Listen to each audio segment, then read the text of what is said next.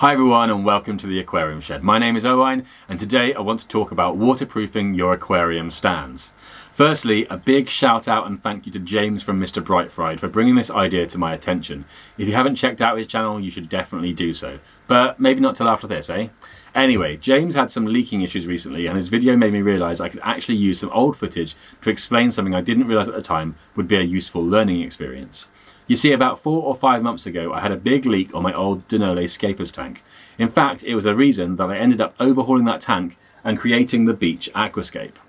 What had happened was that the bubble filter in the corner had forced water up into the corner of the tank and it had got onto the small plastic corner clips, which ultimately led to water slowly dripping down the outside of the tank glass.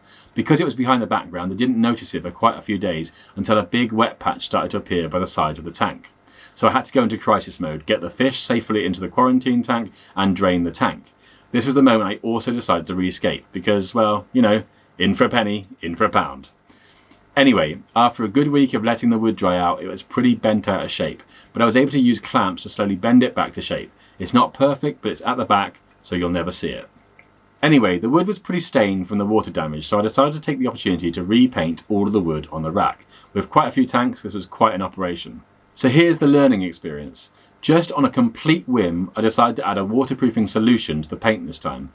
I had a huge bottle left over from when I was waterproofing cement for the basement repointing and tanking, and I was intrigued by what the effect of adding this to the paint would be. Now, I couldn't find anything obvious online, and I didn't know if it might affect the paint drying, but the only real impact that was initially obvious was that it lightened the colour slightly.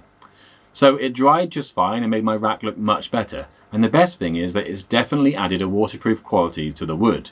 Whereas before the water was soaking into the wood, now it sits on top in a raised puddle and wipes clean off.